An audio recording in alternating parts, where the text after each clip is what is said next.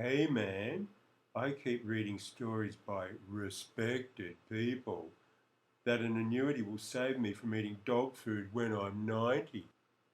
The insurance industry has convinced the gullible politicians and finance journalists that mortality risk is the biggest risk you face. It isn't. The biggest risk is investment risk. In fact, investment risk is actually more costly to annuity providers than mortality risk. Someone from the Institute of Actuaries actually said this at an industry conference in 2011. So these insurance dudes aren't telling us the full story again. Of course not. They justify this internally by saying you won't understand the detail. But how do you know you've been rogered by a 200-kilo gorilla? You know. You just fucking know.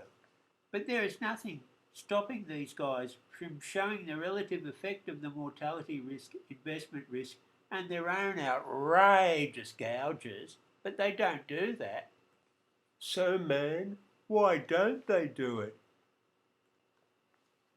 The simple fact is that both here and in the United States and most other places, the annuity market is actually quite small because people have intuitively worked out that an annuity is a lousy deal. The market has spoken, but the insurance industry doesn't like the answer and is trying to get the government to distort the market. But these life companies are still trying to get the government to force us to buy an annuity, even though most people will not buy one of them by choice. What's the deal? The actuaries complain about adverse selection, which means that currently the people who buy annuities out of choice tend to live longer. So this forces the life companies to offer lower annuity rates to the general population, and this makes it look like a lousy product.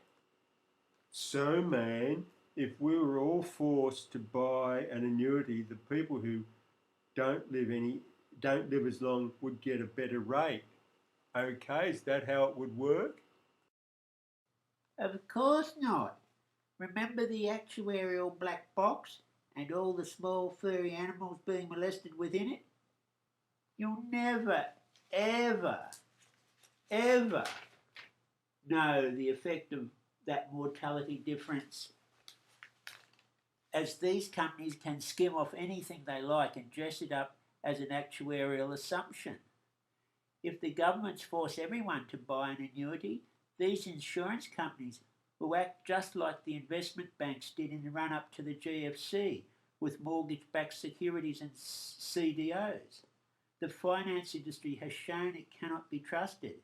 Remember the actuaries who were writing phony self-managed super fund solvency certificates? These guys are criminals with spreadsheets rather than guns. But man, that's so depressing, especially after I just watched The Big Short at the movies. Surely the government can regulate these insurance companies' annuity profits and fees if they make these annuities compulsory. They could, but they won't. Treasury thinks that Adam Smith's hidden hand will sort it all out. Of course, the hidden hand was nowhere to be seen, sorting out all the fraudulent and spivvy behaviour that led up to the GFC. So, man, we could get this massive compulsory annuity market with no real regulation of fees that is too big to fail, and the government would have to bail it out if in fact it did fail. Of course, that is what these fuckers are trying to engineer. And it gets worse. If we are looking at a long period of low interest rates and low equity growth, the levels of annuity income will be pathetically low. This will mean the government's pensions outlays could actually increase or at least not decrease. The regulator can actually make this trend even worse by insisting on more conservative investments in order to reduce the probability of insolvency. While all of this is going on, the insurers will be feasting on their fat fees that you have paid them. Remember too that in the contractual fine print, if things get really bad, they may be able to reduce the income payable to you anyway. Now, man, I'm really depressed. I thought you could sort of trust these technical guys.